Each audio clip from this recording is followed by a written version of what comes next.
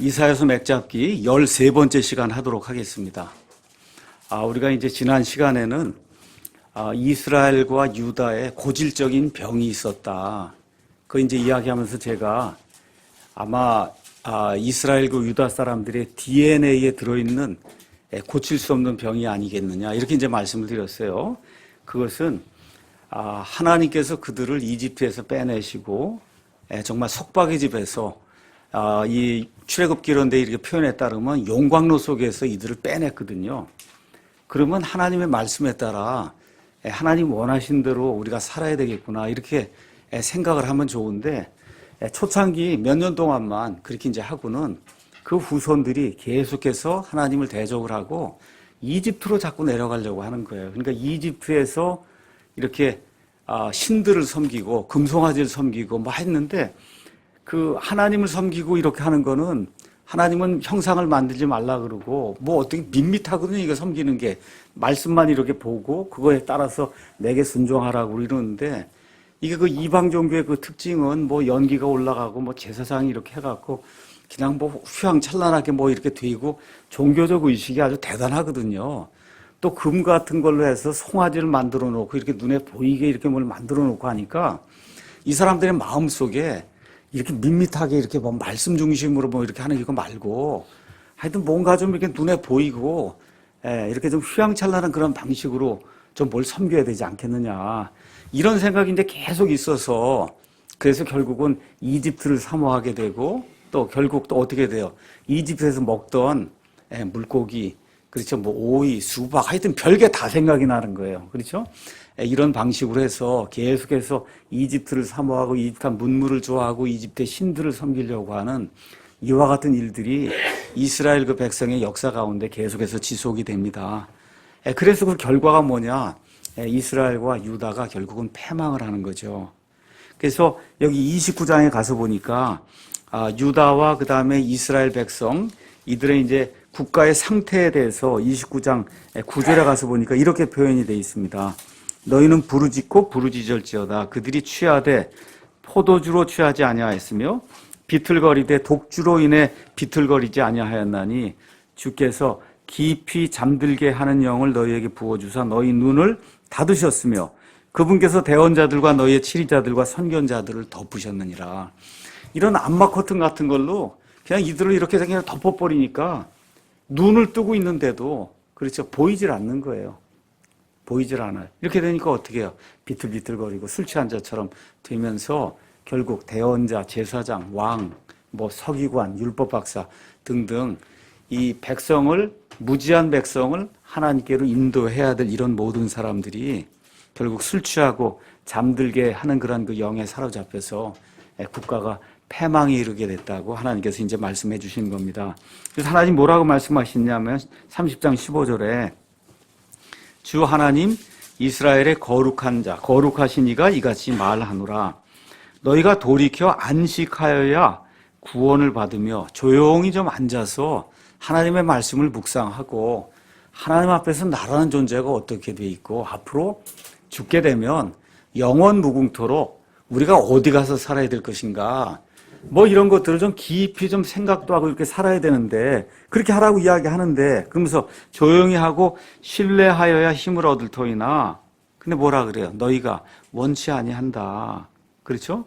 그러니까 어떻게 해요? 다 원치 아니하고 하나님이 조용히 하라고 그러면 우리는 황급히 말 타고 도망가고 그렇죠? 이렇게 하면서 우리 마음대로 살겠다고 할 때 하나님께서 너희가 원하는 대로 쫓겨다니고 결국은 패망하게 하는 그런 일을 가져오겠다고 이제 하나님이 말씀해 주십니다.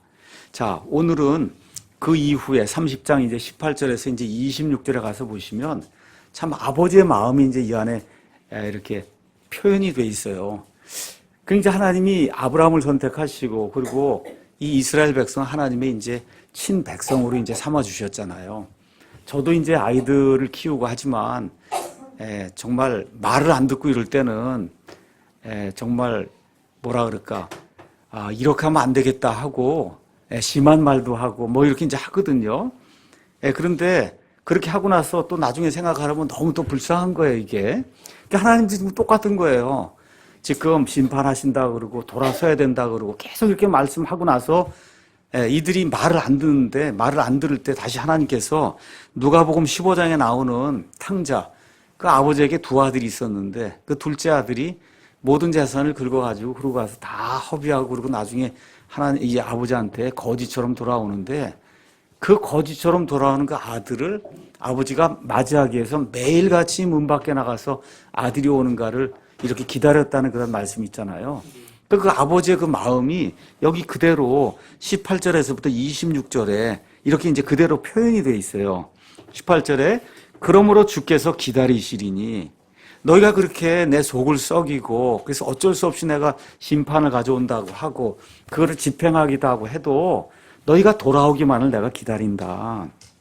그 목적이 뭐냐? 기다린 목적이 그분께서 너희에게 은혜를 베풀려 하라 하십니다. 참 너무 좋은 말씀인 것 같아요. 저와 여러분이 하나님 앞에서 악하게, 여기 이스라엘 백성만 그런 게 아니잖아요. 유다 백성만 그런 게 아니라 이걸 우리에게 지금 적용을 하면 저와 여러분도 악하게 살 때가 한두 번이 아니잖아요.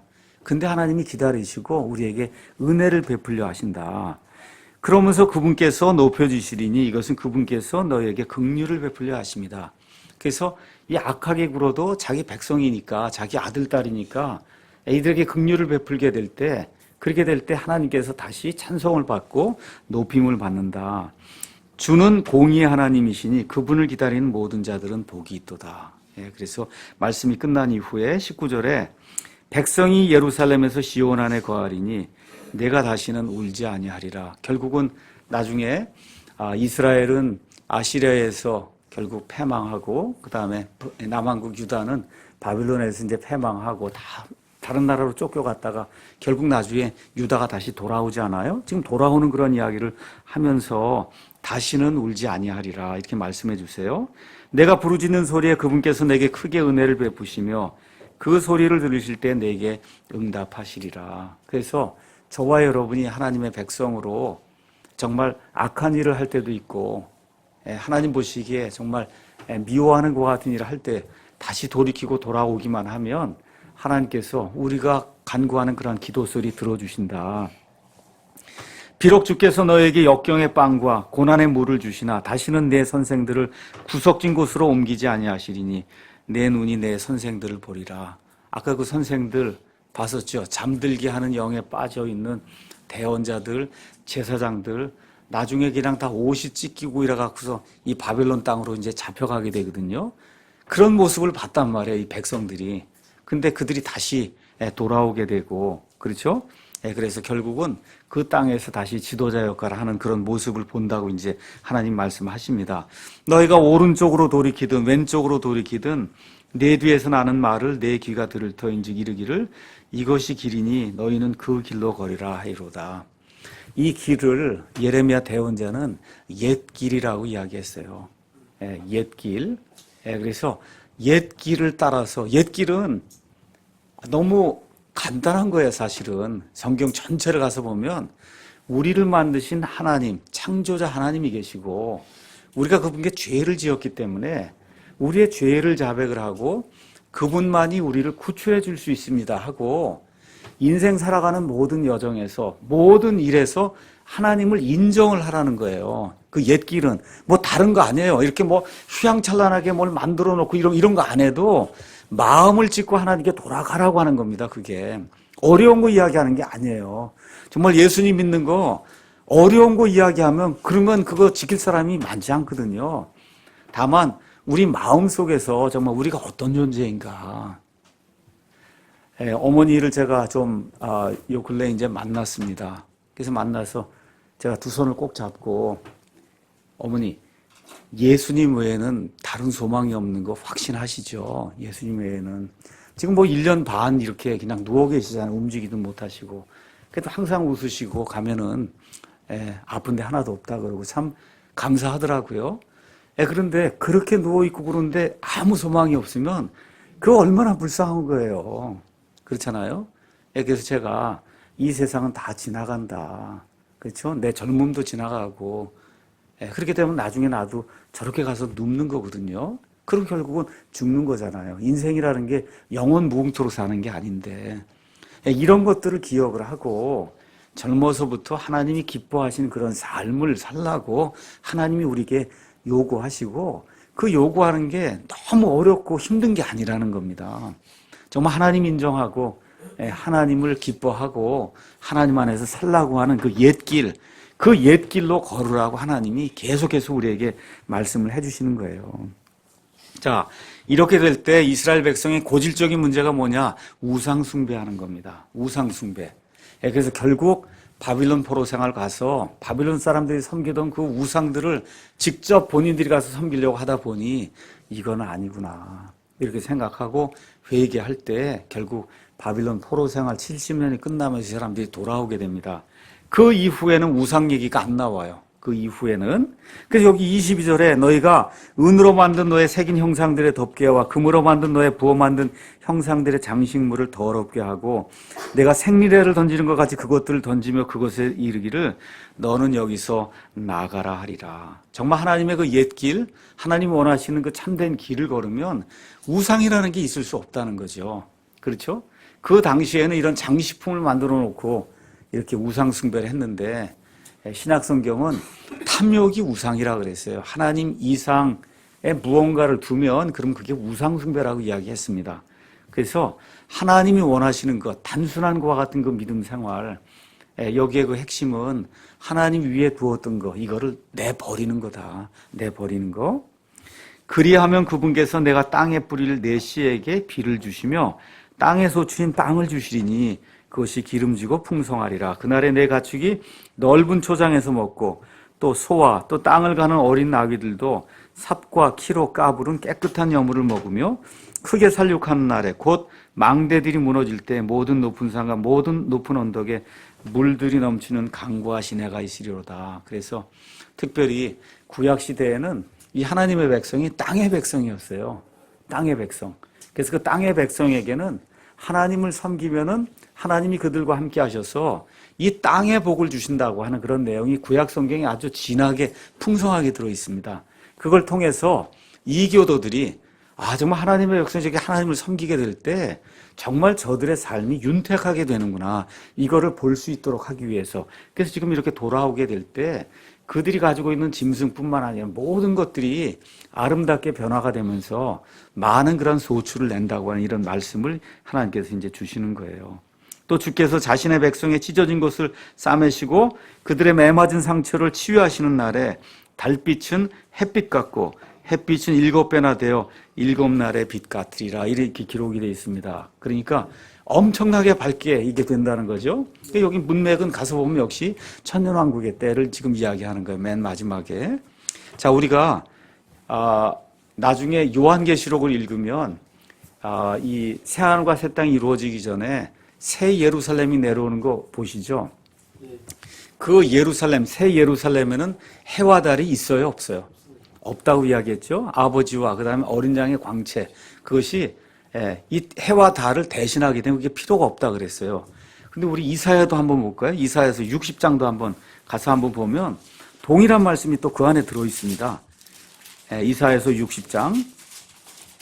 달빛이 햇빛처럼 그렇게 밝게 되고 해는 보통 내던 거에 7배의 그 광채를 낸다고 하는 그런 이야기가 나와 있는데 60장 19절 가서 보니까 다시는 낮에 해가 내 광채가 되지 아니하고 달이 내게 밝은 광채의 빛을 비추지 아니하며 오직 주가 여호와 하나님이 내게 영존하는 광채가 되고 내 하나님이 영광이 되리라. 다시는 내 해가 지지 아니하며 내 달이 물러가지 아니하리니 주가 너의 영존하는 광채가 되며 너의 애곡하는 날들이 끝나리라. 이렇게 이제 되면서 이사야서도 여기 요한계시록에 나와 있는 그런 말씀하고 다 일맥상통하게 이렇게 연결이 돼 있어요. 그래서 여기 마지막 때 이제 이 7년 환란기가 끝나고 그다음에 이제 천년 왕국이 끝나고 천년 왕국의 때에는 아까 이야기한 대로 달이 햇빛처럼 빛을 많이 내고 그다음에 햇빛은 지금보다 7배나 강하게 이렇게 내고 그 이후에 새하늘과 새 땅이 이루어지게 될 때는 하나님 자신이 광채가 돼서 빛을 주는 그런 일이 생긴다. 지금 성경이 그렇게 이야기하고 있습니다. 자, 그다음에 이제 27절에서 33절 30장에는 이스라엘과 그다음에 유다를 심판하기 위해서 하나님께서 아시리아를 선택을 하셨어요. 근데 그 아시리아가 하나님의 선택을 받고 이스라엘과 유다를 이렇게 책망하는 그런 도구가 됐다는 걸 깨닫지 못하고 자기 힘으로 이 모든 일을 한 것으로 이렇게 착각을 하는 그런 일이 생깁니다. 이렇게 될 때 결국 아시리아가 이제 멸망을 당하거든요. 그래서 27절에 33절에는 아시리아에 대한 그런 심판의 내용이 그 안에 이제 기록이 되어 있습니다. 특별히 31절, 32절 가서 보니까 주의 음성으로 말미암아 그 아시리아 사람 곧 막대기로 치던 자가 매를 맞으리라. 주께서 그 사람에 두실 지팡이 곧 땅에 세우신 지팡이가 지나갈 모든 곳에서 그것과 함께 작은 붓과 하프가 있을 것이요. 그래서 이 아시리아 사람이 이제 대표로 나오는데 지나가게 될 때 이 아시리아 사람들이 패망을 하게 되니까 작은 붓과 하프를 치면서 우리가 이제 이스라엘 백성이 홍해를 건넌 이후에 미리암과 그다음에 여러 여인들이 나와서 작은 붓과 이런 걸 가지고 춤추고 이렇게 하나님께 영광 돌리는 거 봤죠. 그런 식으로 아시리아 백성이 결국은 멸절을 당하게 될 때 이 유다 백성이 춤추며 하나님께 영광을 돌린다는 그런 내용이 그 안에 이제 기록이 되어 있습니다. 자, 그래서 아시리아에 대한 심판을 하시면서 여기 33절에 가서 보시면 그 심판 자리를 하나님이 마련하세요. 아시리아를 심판해서 그 수많은 사람들이 죽게 되는데 그 죽을 때 그 사람들을 묻을 장소, 그 장소의 이름이 도벳이라고 나옵니다. 도벳은 옛적부터 정하여졌으며 참으로 그 왕을 위하여 그것이 예비되었도다. 그분께서 그것을 깊고 넓게 만드셨으며 불과 많은 나무로 그것에 더미를 쌓으셨으니 주의 숨이 유황 시내같이 그것에 불을 붙이느니라. 이렇게 기록이 되어 있습니다. 자, 유다와 그 다음에 이 이스라엘 이 두 나라를 괴롭게 만드는 이와 같은 그 나라가 성경에 가서 보시면 요 시대에 하나는 아시리아, 그 이후에 이제 바빌론이 나와요.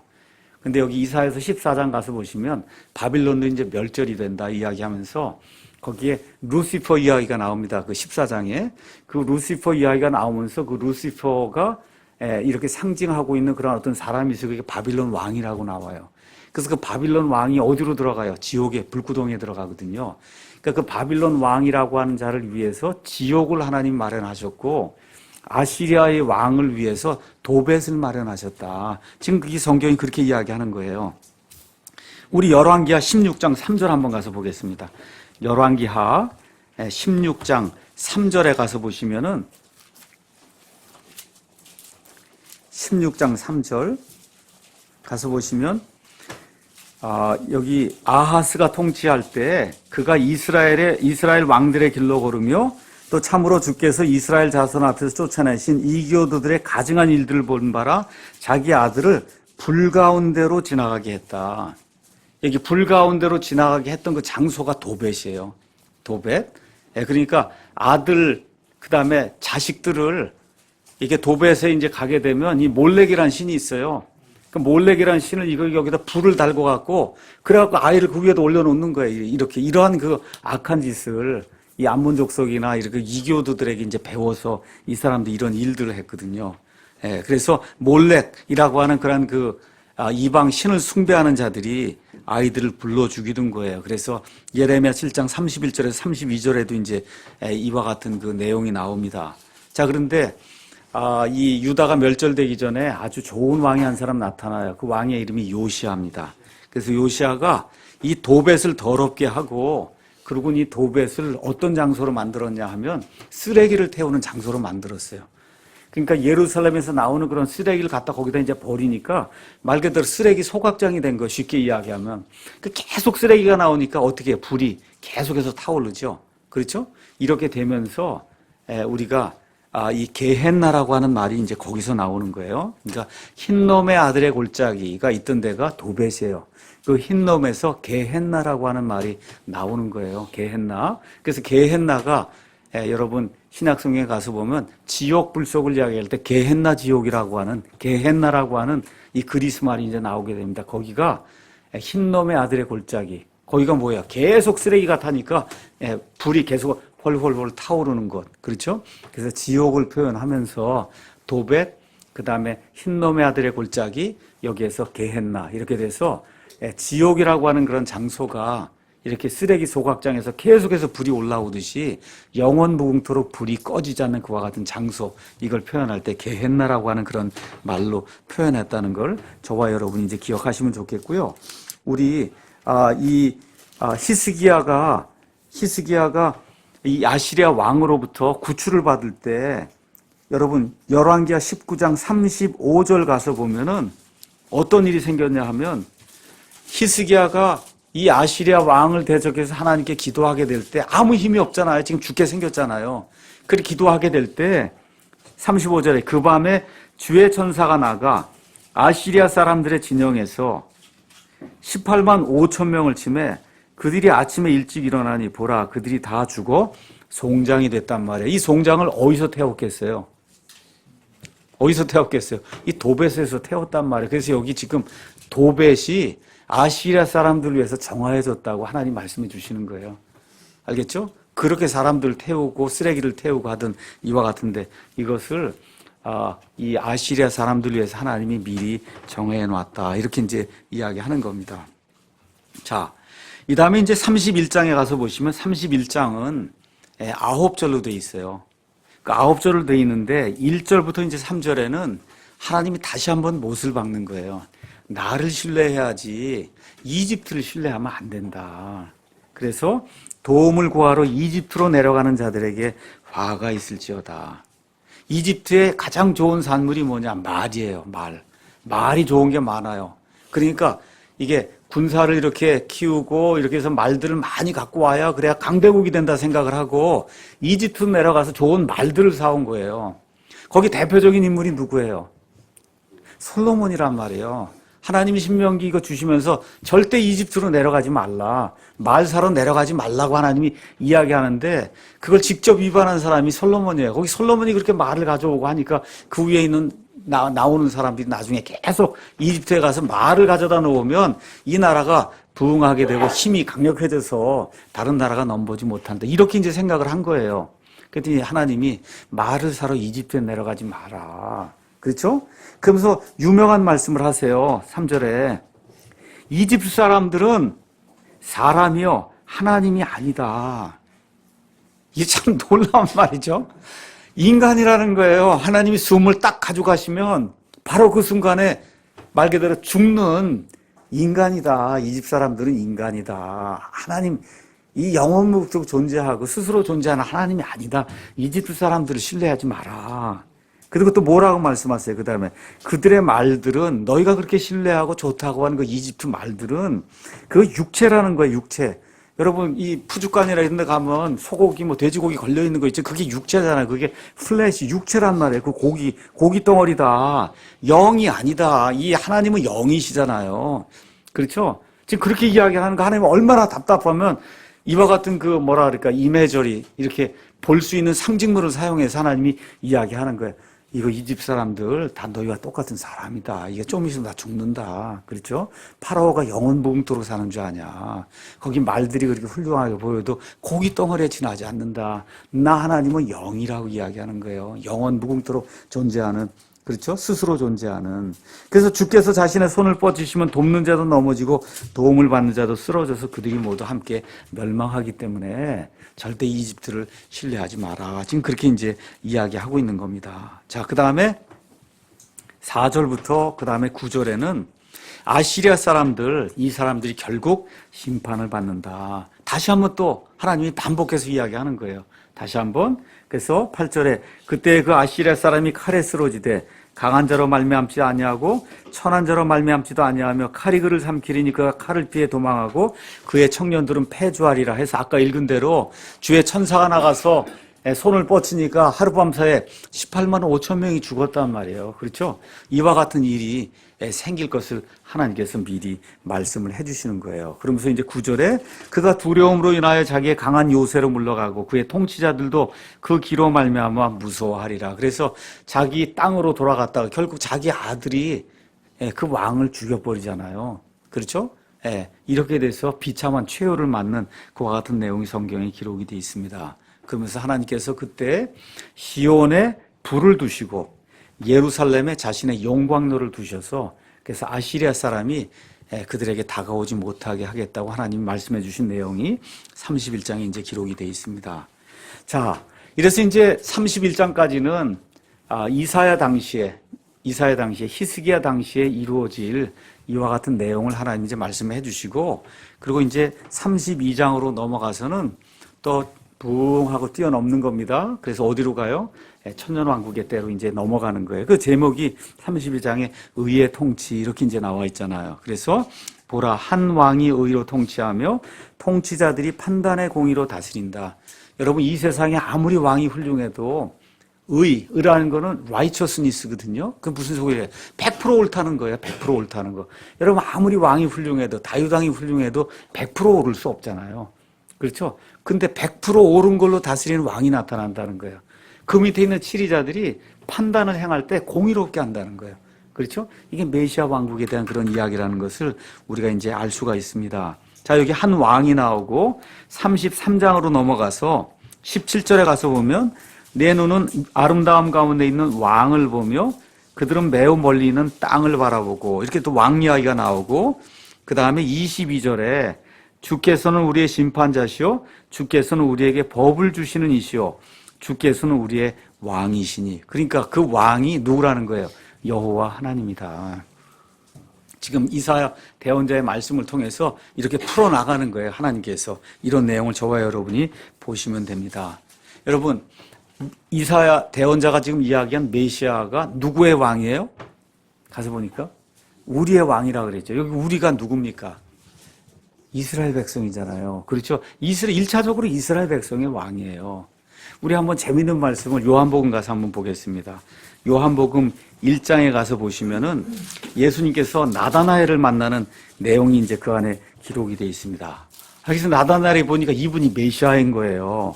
그래서 49절에 나다나엘이 고백합니다. 뭐라고 고백하냐? 나다나엘이 그분께 응답하여 이르되 라삐여, 예수님, 선생님은 하나님의 아들이시오.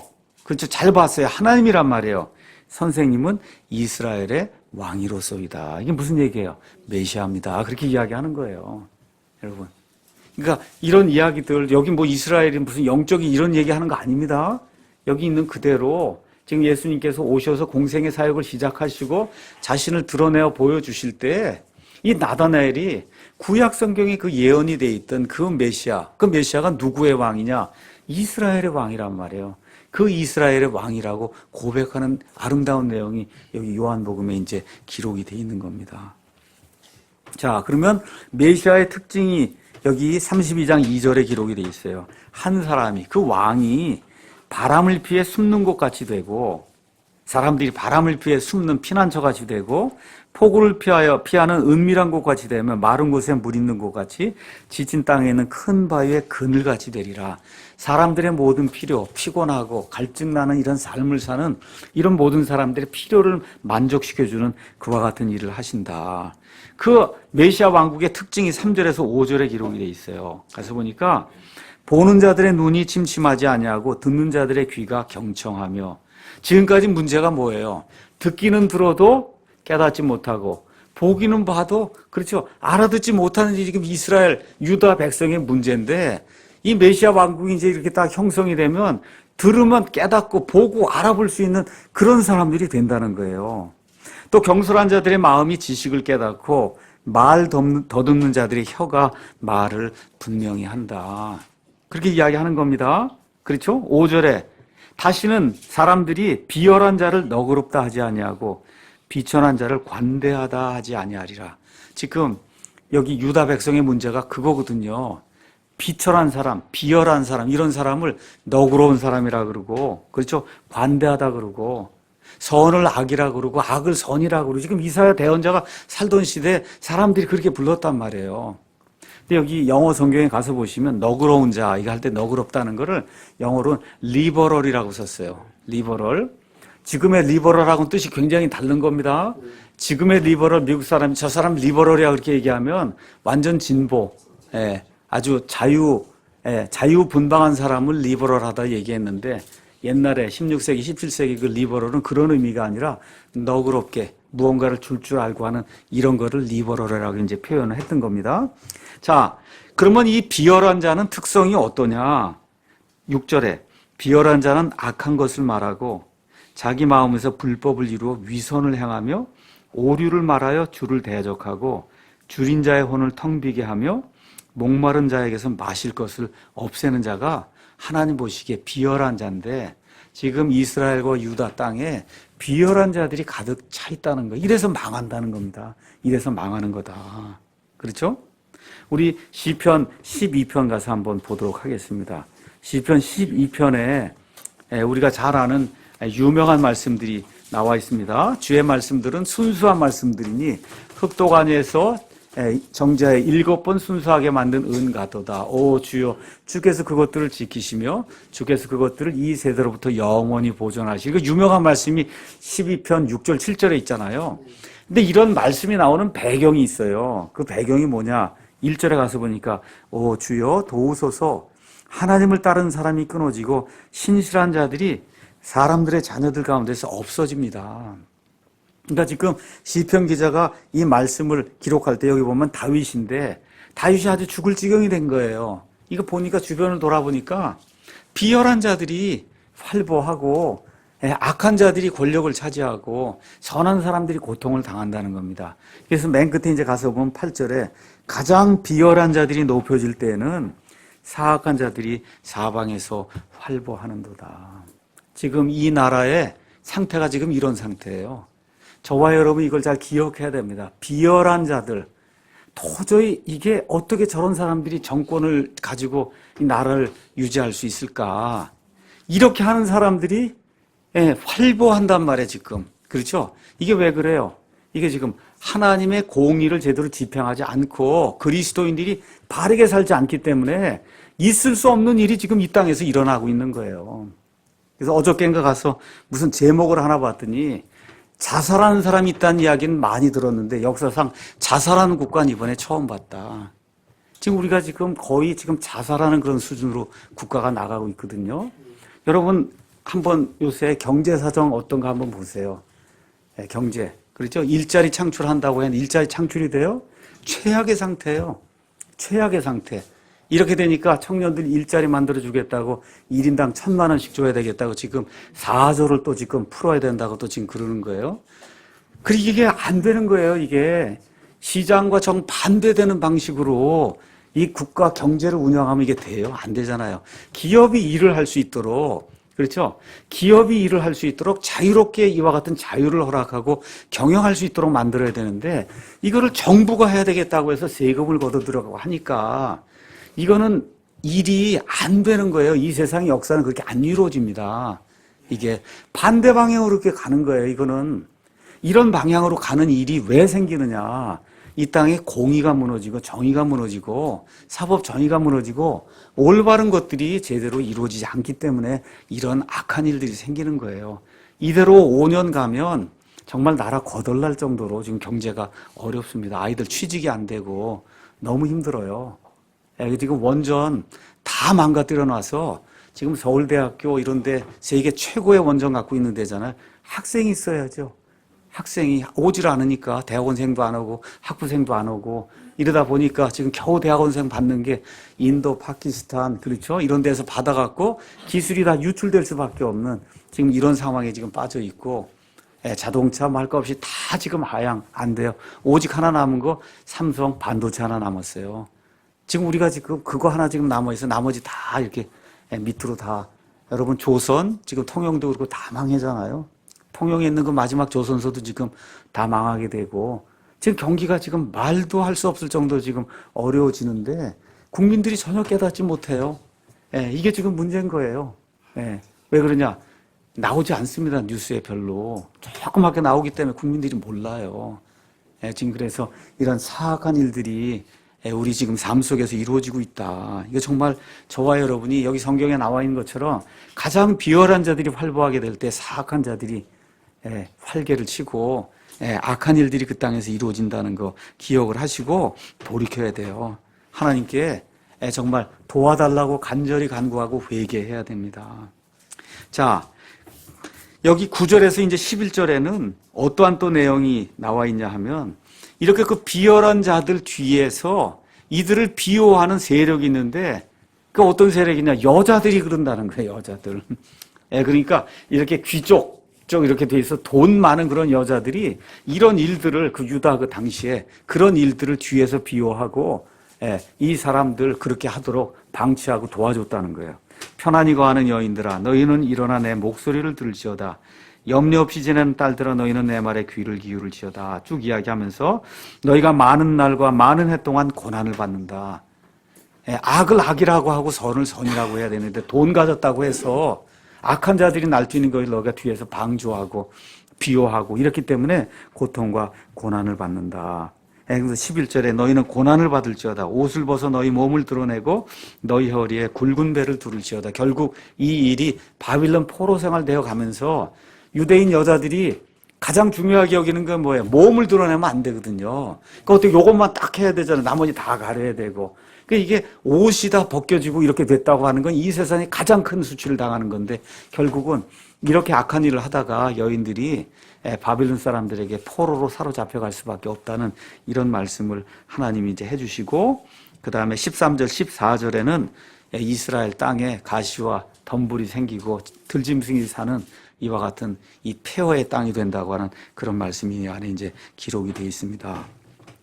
자, 15절에서 이제 20절에는 15절에서 20절 거기에는 메시아 왕국이 될 때 이스라엘과 그 다음에 유다 하나님의 그 아브라함의 그 백성들이 누리게 될 이와 같은 복이 그 안에 이제 기록이 되어 있습니다. 자, 그런데 가서 보니까 마침내 이런 모든 일들이 다 끝나고 7년 환란기가 다 끝나고 메시아가 와서 이제 통치하게 될 때는 그분께서 높은 곳으로부터 영을 우리에게 부어 주시리니 광야가 열매를 많이 맺는 밭이 되며 열매를 많이 맺던 밭은 숲으로 여겨진다. 이때 판단의 공의가 광야에 거하며 의가 열매를 많이 맺는 밭에 머물리니 의의 일은 화평이 됩니까?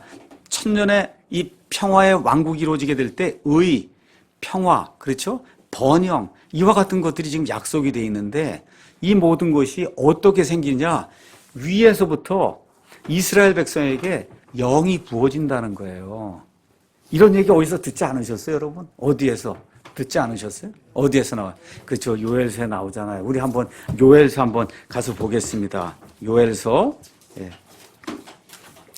요엘, 그 다음에 아모스 이게 나오는데 요엘서 2장 28절에 요엘서는 주의 날의 심판, 7년 환란기 혹독한 그 심판에 대한 내용이에요.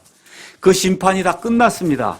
이제 드디어 그 끝난 다음에 28절에 그 뒤에 내가 내 영을 모든 육체 위에 부어주리니 너희의 아들, 딸들은 대언하며 너희의 늙은이들은 꿈을 꾸고 너희의 젊은이들은 환상들을 본다. 여기 나오는 너희가 다 누구예요?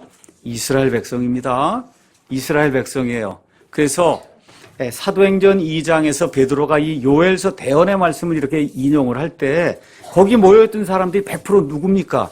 유대인이에요.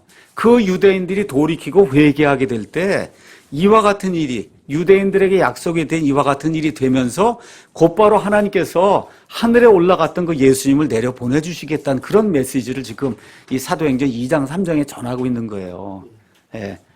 무슨 얘기인지 이해하시겠죠? 이렇게 돼서 또 그날들에 내가 내 영을 남정과 여정들에 부어주며 하늘들과 땅에서 이적들을 보이리니 곧 피와 불과 연기 기둥들이요. 여러분 베드로 시대에 이런 거 안 이루어졌잖아요. 그렇죠?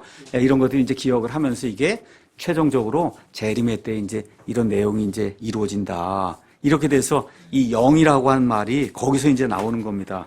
에스겔서 36장 26절에서 27절에도 똑같은 말씀이 이렇게 이제 기록이 돼 있고, 그래서 이 메시아 왕국의 주요 테마는 뭐냐?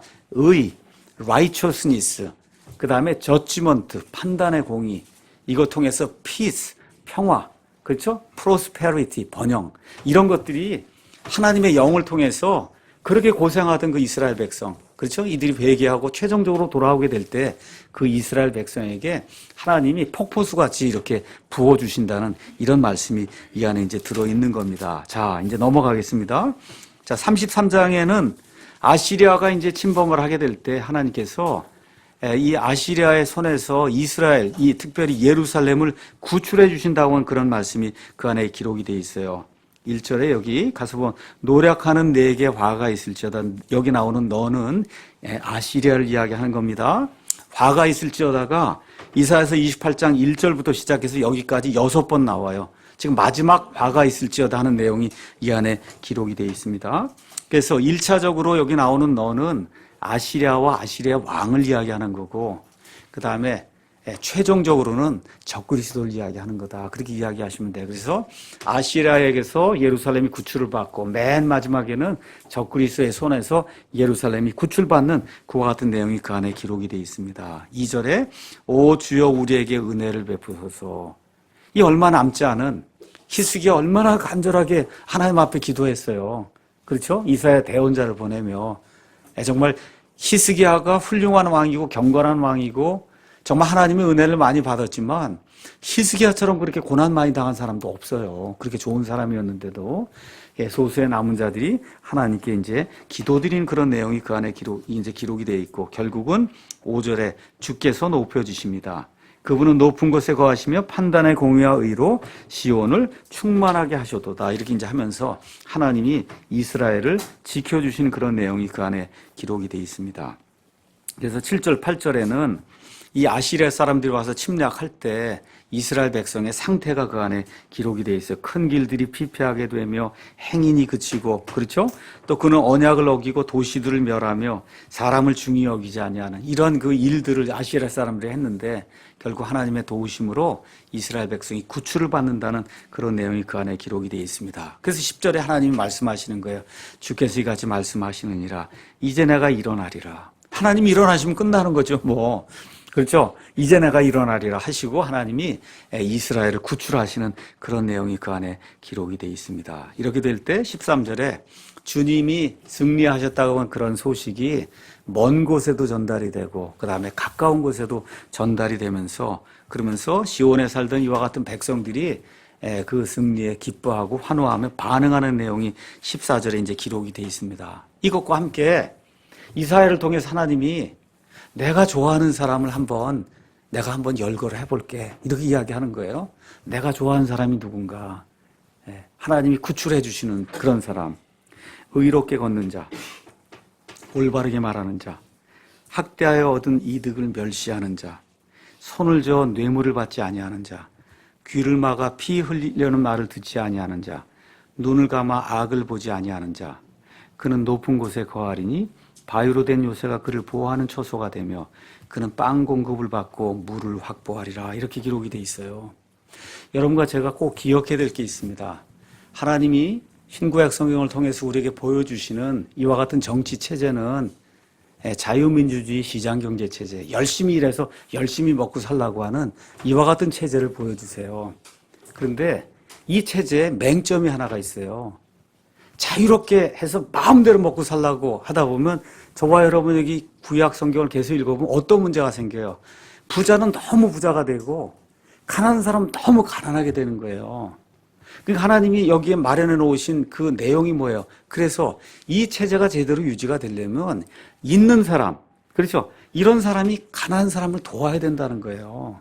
뇌물 받지 말고 악한 방법으로 재물 거두지 말고 가난한 사람을 도울 줄 알아야 되는 정의와 공의, 소위 우리가 얘기하는 정의란 무엇인가라는 여기 많이 화두가 되잖아요. 정의, 있는 사람이 도와야 된다는 거예요. 이게 이루어지지 않으면 공산주의자들이 와서 선동을 일으킵니다. 우리나라 지금 상태가 지금 그렇게 돼 있는 거예요. 너무 빈부격차가 커요, 지금.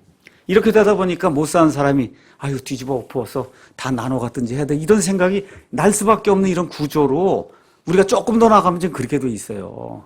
그러니까 잘 먹고 잘 살고 교육을 많이 받고 가지고 있는 사람들이 정의롭게 공의롭게 약자들 가난한 사람들 배려하지 않으면 그러면 악한 일이 생긴다고 성경이 우리에게 이야기하는 거예요. 그러니까 하나님이 계속해서 말씀하는 게 뭐냐. 마음대로 자유롭게 벌어서 먹고 살아라. 그런데 어떻게 해요? 가난한 자를 너희가 배려하지 않으면 이들이 너희의 압제로 말미암아 내 앞에 간절하게 기도하게 될 때 내가 그들의 신음소리를 듣는다 그러셨어요. 이게 지금 이 자유시장 경제 체제의 맹점이에요, 이게. 이러다 보니까 이쪽으로 가려고 하는 그런 일이 생기는 거예요. 이런 것들 기억하면서 야고보서에도 가면 어떻게 돼서 2장에 부자가 들어온다 그래서 좋은 자리 주고 가난한 사람들은 저 발등 여기다 두고 이렇게 너희끼리 차별하면 안 된다. 하나님의 말씀 이야기하는 그 초점이 그런 거예요. 그러니까 교회든 아니면 사회든 어디 직장이든 가정이든 이런 것들 저와 여러분 기억하면서 하나님이 정의와 공의를 베풀기를 원한다고 하는 거. 마음대로 자유롭게 벌어먹고 자유롭게 자기 걸 표출해야 돼. 가난하고 약한 사람들 도와야 된다고 하는 거. 이걸 저와 여러분 꼭 기억을 해야 그래야 나라와 교회와 가정이 편안할 수 있다는 거. 이걸 좀 명심을 하면 좋겠습니다. 자, 이렇게 되면서 17절에서부터 그 다음에 24절에는 천년왕국의 왕이신 메시아에 대한 내용이 그 안에 이제 기록이 되어 있습니다. 자, 그래서 메시아 왕국이 도래하기 전에 저기 러시아, 터키 이렇게 중동 지방을 중심으로 해서 여러분이 에스겔서 37장, 38장, 39장에 가서 보면 곡과 마곡의 전쟁이라는 게 이제 일어나게 되고 그 다음에 이 7년 환란기 들어가게 되면 또 많은 백성들이 몰려와서 아마겟돈에 모여서 이 이스라엘을 처치하려고 하는 이와 같은 악한 전쟁이 있습니다. 협박하는 그런 전쟁이 있어요. 아시리아가 유다를 친 것이 하나의 전조란 말이에요. 전조. 근데 아시리아가 어떻게 멸망을 당해요? 순식간에 주의 천사가 나가서 18만 5천 명을 죽이니까 끝나잖아요. 마지막에 곡과 마곡의 전쟁, 그 다음에 이 아마겟돈 전쟁도 그냥 하나님께서 딱 나타나시면 그냥 끝나는 거예요, 이게. 이러한 식으로 해서 이스라엘이 구출을 받는다. 그 왕이 어떤 왕이냐? 아름다움 가운데 있는 왕이다, 17절에. 그렇죠? 이 아름다운 왕이 다스리게 될 때는 19절에 내가 사나운 백성을 보지 아니하리. 아시리아 백성, 이슬람 쪽이 무서운 사람들, 그렇죠? 괜히 좀 보면 무섭잖아요. 이게 이런 사람들 다시는 이스라엘을 괴롭히지 않는다는 거예요. 이렇게 되면서 20절에 어떤 일이 생기냐? 내 눈이 평온한 저선 예루살렘을 볼 터인데 그것은 곧 무너져 내리지 아니할 장막이니라. 그렇죠? 무너져 내리지 않는다는 거예요. 영원히 확고하게 선다.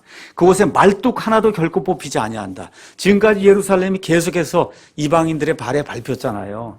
지금 결국 겨우 저기까지 돌아왔는데 1948년 돌아오기 전까지 저 예루살렘이 계속해서 느부갓네살 시대로부터 시작해서 2600년 동안 이방인들의 발에 밟혔잖아요.